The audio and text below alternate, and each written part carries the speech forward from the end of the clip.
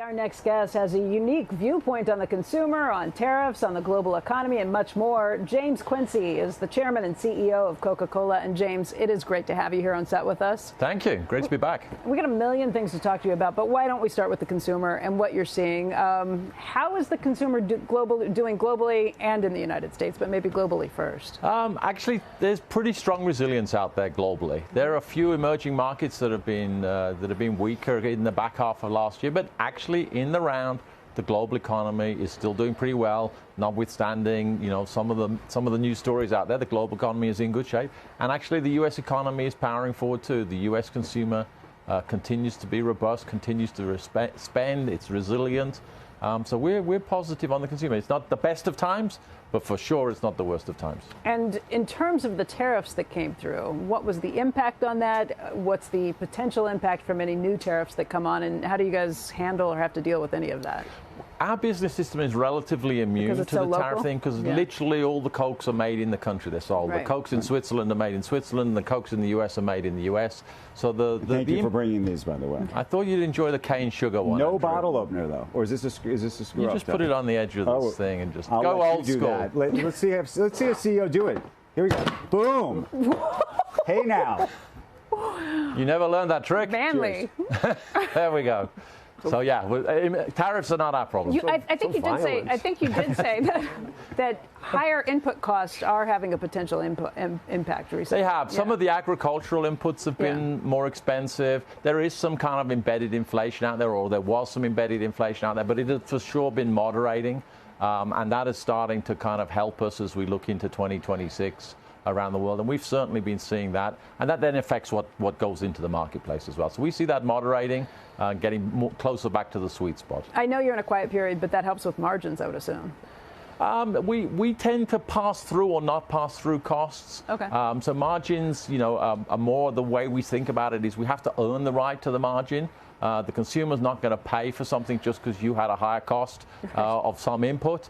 You have to give them a reason to love your brand, to love the size of the package, to take the right price point, and that's on us to make sure the consumer's getting value out of it. I know you have a huge portfolio, but you brought us the fully loaded Coca-Cola cane sugar versions of these from the U.S. GLP-1s, how has that changed the American consumer, the global consumer? How have you kind of changed as a brand? And again, I realize you've got a million things, including protein milk and others that are out there. Yeah, it's still relatively early days in the consumption of GLP-1s, but you definitely see a shift across food and beverages. You definitely see less snacking. You see a lot less alcohol, less snacking, less of the sugar drinks. But on the reverse side, you see more coffee, more diets, more protein drinks, more sports drinks.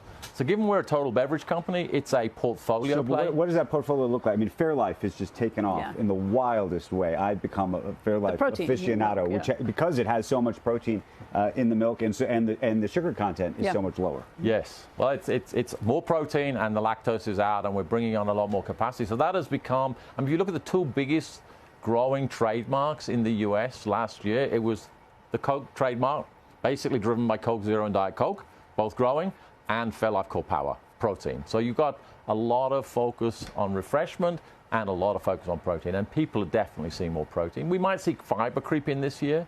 What would those drinks be? Which ones? That would include fiber. You can put it in anything. Fiber is soluble in a beverage. You can put it in. For example, we sell Diet Coke with fiber in Japan. What? Yeah. When you say fiber in a drink, I literally think Metamucil. You can make it. You can basically put it in a drink and more or less mask it completely. How big of a seller is that in Japan? No, it's niche because people don't buy drinks to have their fiber. Are there other protein drinks and other brands you imagine you're going to ultimately develop in the portfolio as people sort of focus more on protein and other kind of healthy? I think the next stage of growth for Fairlife and Core Power is more innovation. We've been supply chain constrained by running out of capacity in 25. Now we've brought on a new plant and some new lines are coming in. We should see more flavors. We know there are other categories parallel that we can get into, so more to come. Can I ask you my favorite one, though? Sparkling water. You know what I used to love. I know. And now you're Chico all the time. Is the way you've gone. Yes, I've gone Topo Chico sparkling. Topo Chico all the time. Yep. But he used to have a sparkling water. Aha. And what happened to Aha? It didn't work out so well. But why? People didn't love it. That's really? Yeah, in the end, the consumer's weirdo. king. You know, You're a weirdo. Apart from you, you were great.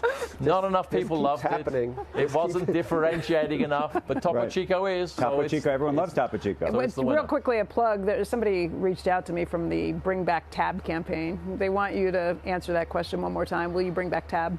Never say never. Never say never. Okay, Never we'll have to leave it at that. Let's talk about AI, because we've been talking about AI with so many people through this, and you're a consumer goods company, but you've been using AI pretty heavily too. Where and how do you use it? I mean, people were using the analytical sort for a lot of years. The generative sort, whether it's text, we took into not just picture, but video. And if you think of how much marketing we do, both video on the screen and printing posters, generative AI has been, you know, at the beginning of a game changing for us, because we can now make all those posters around the world. You can just ask the machine to produce the design, and it's getting to the point where it'll drive video. Yes, it's a little polemic. It's do people love it? Do people notice every now and again? But so far, we made the last 2 Christmas ads with AI in a quarter of the time, at a fraction of the cost, and they've been the highest scoring, most effective ads. So I think the future is going to be there. The next stage is all about scale. It's just about scale. You are stepping down from the CEO position. Enrique Braun is going to be stepping in.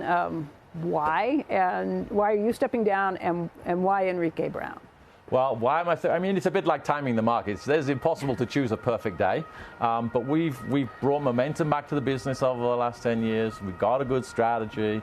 We've created, 10 more billion-dollar brands. We've got this. Everything's organized, and I just felt, you know what? If there's got to be a day to come, it's better to go slightly early when you don't have to change, and give the chance to give the ball to Enrique. He's been around the system. He's been around all the different bits of the company. Someone with the energy to take us to the next stage. He's very keen on the digital stuff and how to remain human-centric as we go forward with that. So I just felt, you know what? It's the right time to pass the baton on while we're in great shape, and don't overstay your welcome.